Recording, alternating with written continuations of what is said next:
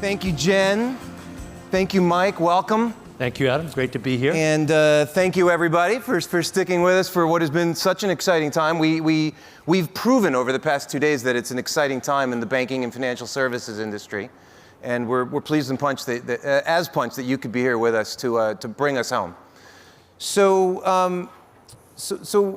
I told you when we were coming up here a couple sessions ago, Adam Dell, who's now with Marcus, the Goldman Sachs unit, he said there's only two kinds of banks, those who are screwed and those who don't know that they're screwed.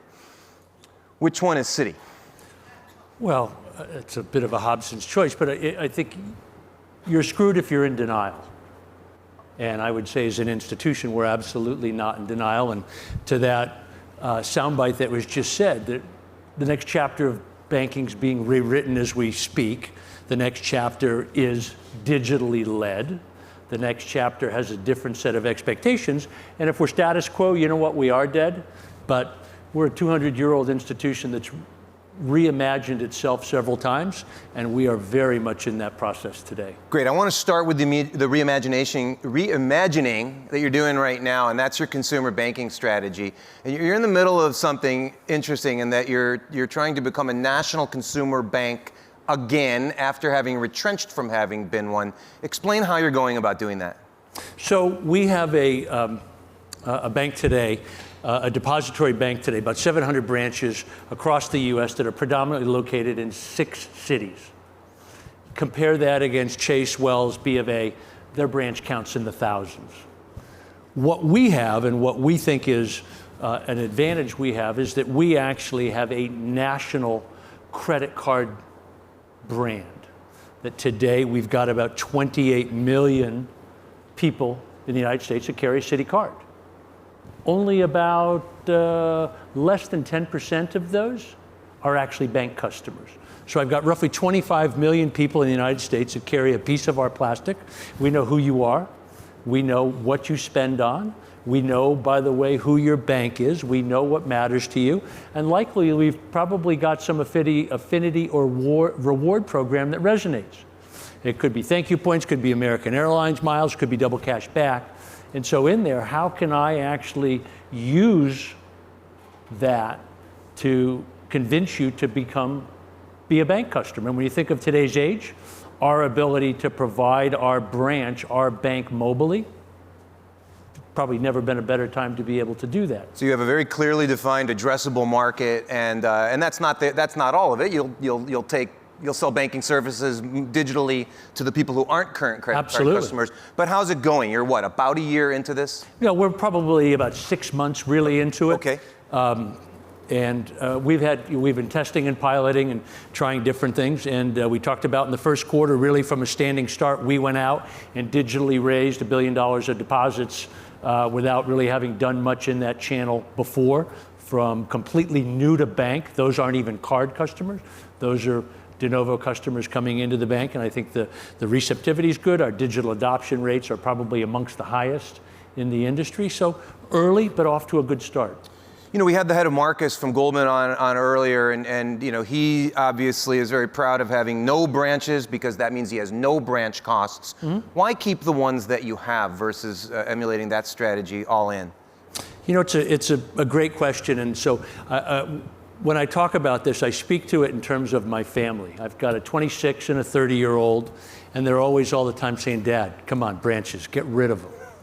But when you look you've got free advisors. Free advisors. But actually, when you think of banking today, and I look around the room, there's some other gray hair in this room, and that the expectation of a big percentage of our customer base today is to have the ability to have 2 experiences. To have the truly digital experience when they want it, to open their phone, to look at their balance, to move money, to use Zelle, to pay, to do what they want to do. But they also like having their branch, and they like having a person to speak to. And if you actually look at the profitability of banking today, the millennials are coming. They will certainly dictate the future, but the vast majority or the profitability of banking today is really driven by, you know, the more wide baby boom era. That's coming, but you can't forget about this. And so actually today what we're forced to run is actually 2 banks combined into one. a digital bank that meets the needs of those that want a truly digital banking experience, and at the same time, the analog bank. Because if we take the analog bank away and say the branches are gone, you can't speak to anybody, we would lose some probably reasonable, significant amount of our bank customers. It's interesting, Walt Bettinger of Schwab made a similar but different comment about understanding that still the bulk of their business is among Gen X and boomers, much as they covet millennial customers. Absolutely. And so we've got to make sure that we're covering that full spectrum. You had some interesting statistics. I told you if I could grossly generalize about the people who've been with us the past couple days, there are sort of, true believers for the future of cryptocurrencies, blockchain, et cetera.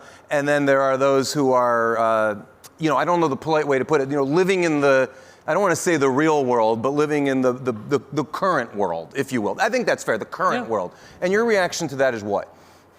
I'm a true believer, but I think you've got to set the time frame. I was telling you, Adam, that oftentimes in certain industries, things occur slower than people might predict. And the example I would use that we've lived is the ATM, today ubiquitous everywhere. We have 60,000 of them in the United States.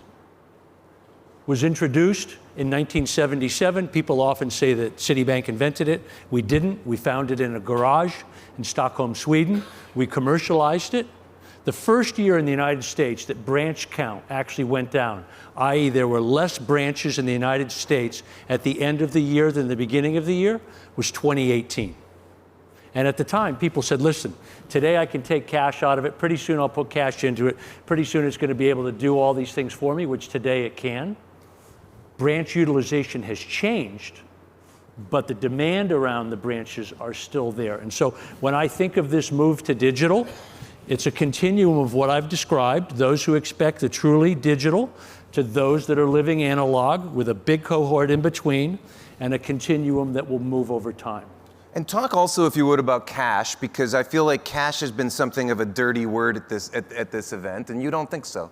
Well, again, kind of going back to things create their own pace. What's interesting, if I asked the audience and said that 2 billion people in the United States, and when we think about checks, right, we think of checks as being antiquated. I moved to the UK for the first time in 2000, and checks were pretty much already taboo. In the UK, we already had chip and pin. We didn't get chip and pin. We still don't have chip and pin in the US. We have chip and signature, right? And here it is 2019. But last year, there were almost 30 billion checks still written in the United States, and cash utilization continues to rise. So again, shifts are happening, behaviors are changing, but they're going to come at their pace. And our challenge of running an established institution is we want to stay ahead, a couple steps ahead of our customers, but we can't get so far ahead we lose them. And so we want to make sure that we're developing the right things along the way, but we can't get so far ahead that we lose them. I want to know if any, yes, please, please stand up and introduce yourself. Tim Baker. Refinitiv. Yesterday we had an executive from Amazon here, and someone asked him the question, pretty much, are you getting into banking? Will you get into banking? And I don't think you really answered the question. Yeah. Do you fear either Amazon or one of the other big tech companies, Apple, who have a lot of data on all of ours, building a digital bank and competing with you? Yeah, it's a question we get asked frequently, and what I would say, I don't know their ambition or intentions per se, but what I would say is we don't take anything for granted, and we're not dismissive. We're not dismissive of Amazon. I'm sure we'll get to Facebook. Anybody who's got a couple billion followers, users, I think you need to pay attention to. But I think there's channels that people go after, and there's more broad applications. And what I mean by that, I think of what you've seen going on in banking today, in many ways, is the disaggregation of banking into certain channels. Payments, and I'm guessing payments to Amazon being very relevant, call it $150 billion of sales, 2% every time somebody swipes a card or uses the card, you can run the math on what that is. I'm sure they'd like to get in there and figure out a way to disintermediate and save that. Beyond that, right, there's savings, there's borrowing, protecting spending, and those pieces. Does Amazon want to get into the rest of those? I don't know. The trick is, can you disaggregate, create value, and then reaggregate? And as you reaggregate, the world changes, because in order to take deposits and do certain things, you need to be a licensed institution as part of that. And I think that sometimes is the Rubicon that people need to decide if they're willing to cross. So I think we're in the stage of disaggregation, and we'll have to see what reaggregation looks and feels like. My tangential question, assess the success potential for the Apple Card with Goldman. Again, never dismiss somebody like Apple. I think in there it will appeal to a group. I think the question around the card is it really going to be so-called top of wallet, or the thing that you use all the time, right? And if you look at spending habits today, different things drive different people, or drive people to make different choices. I'm sure there'll be some that will love to earn their Apple points, or whatever they're going to be called, and to be able to have access to the latest and greatest new hardware. That'll have applicability to some, and it won't. So, I don't expect it to kind of be the true currency of choice for everybody, I think, but for the Apple files, it'll be a good alternative. Please. Great. Hi, my name is Naveed from the Knowledge Society. So speaking of Apple, Apple made the decision to remove the headphone jack. In a lot of cases with innovation, it requires sacrifice. What do you think your version of removing the headphone jack will be? The what? The headphone jack, so you can't plug in anymore in the same way. And they were willing to really hurt their product as people understood it to get to the next product. And he's asking you, would you do something similar to your product? For us, maybe it goes back a little bit to the analogy. I'm not ready to do it today. We've probably done it more than others in our strategy of really going to a physical light and really forcing a lot more digital interaction with our customers than probably some other national banks that are there. I think you'll continue to see, but in there, I'm not prepared to, in essence, pull the jack and lock all the branch doors yet. But there'll be a point in time where I think you'll see the nature of physical presence and branches probably change materially. Please. Hi, Mike Kahina from Ripple, but I started my career at Citibank, spent 10 years at Citibank, and was part of the Citibank Internet team in Long Island City. I was employee number 7, so I remember when no one believed that we needed email addresses or that people would look at their statements online, and getting yelled at by the CEO. all the legacy things. Yeah, which was not you, by the way, it was someone else. But I guess my question is, we've seen a lot of innovation happen. We've seen the internet, we saw mobile, we saw app. We're now in this blockchain, digital asset world. The world is changing. You've mentioned running 2 banks, an analog bank and a digital bank. My question is, 10 years from now, when you look out, and Sally Krawcheck was here earlier, we talked about leadership. We talked about leadership in banking and the profile of leadership in banking. And I'd love to hear from you as you look 10 years out and building the legacy of who's coming up next. What do the bankers of the future need to look like? Are they going to look more like a grown-up version of the fintech challenger bank CEOs today? Or are they going to look like a more innovative set of the banking skills that we have running the big banks? And I care a lot about this because I've been in banking and financial services for a long time, and I just don't see the leadership profiles changing, and I'd love to hear from you what you think about that. So the challenge we give ourselves is, with all due respect to great banks or great fintechs or whoever they may be, our challenge, if we go back to where Adam kind of started this with these 2 questions, your vulnerability would come if you said, what we're going to do is really to strive to be best in class, and we're going to use banks as our benchmark.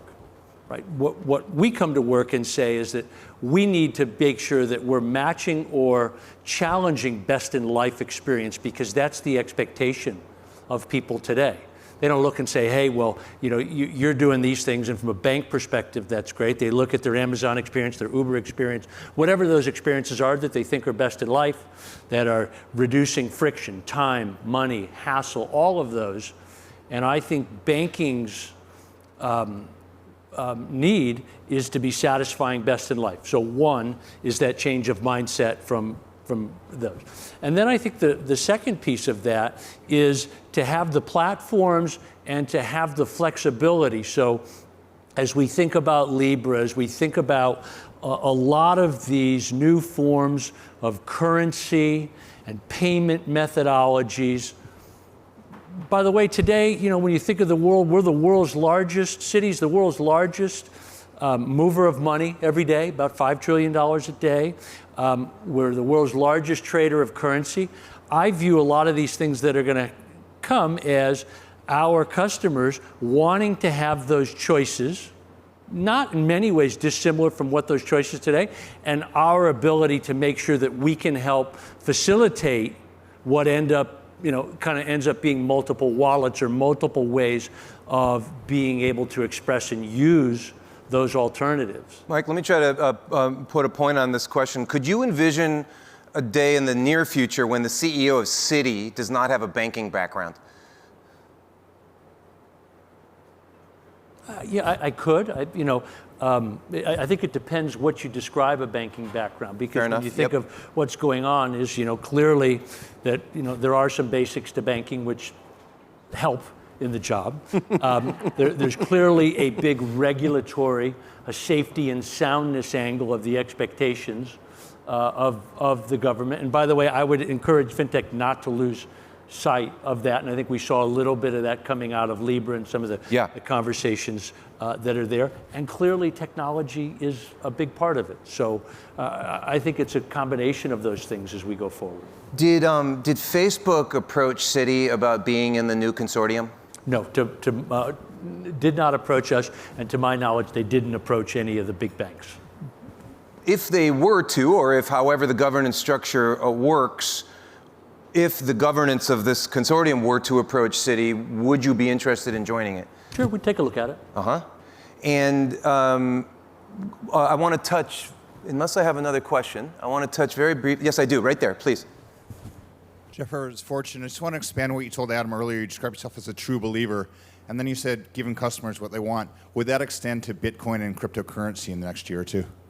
The challenge is with, and we've talked publicly about it, certain aspects of Bitcoin or cryptocurrency is the opaqueness around the sources of the money. And as a regulated institution around U.S. Bank Secrecy Act, anti-money laundering standards, that would be outside of our ability to actually take or send those monies on behalf of people who are in some of those instruments. Very last question. Citi is the most global of U.S. national banks. We're living in a time of more trade friction than we've seen, I think in recent decades. Yep. How does that affect your business, and how concerned are you about that tension? Well, I would say we're not just the most global of the U.S. bank group. I would argue the most global of any bank in the world. And I would say today that our clients need us more than ever. When you think about the fact you've got trade routes constantly rerouting themselves, and whether it's China or whether it's Mexico or it's Canada, clearly trade has become a foreign policy tool and at times weapon. Supply chain around our clients and what they're doing, obviously critical to their livelihood and our ability. So as an example, you end up getting soy basically tariffed from the United States. We were able to step in and get soy rerouted from Argentina and Brazil from our clients. And so as you think about that and the flexibility and the mentality of the just-in-time supply chain, there's not a better partner than us to be able to help you, as an example, navigate some of these challenges. Mike, again, on behalf of Fortune, we're so pleased that you could be here. The bad news is we're out of time. The good news, as I'm going to tell everybody in a moment, is that Citi is hosting cocktails very shortly, and we hope to see you there. Thank you. Thank you. Thank you very much.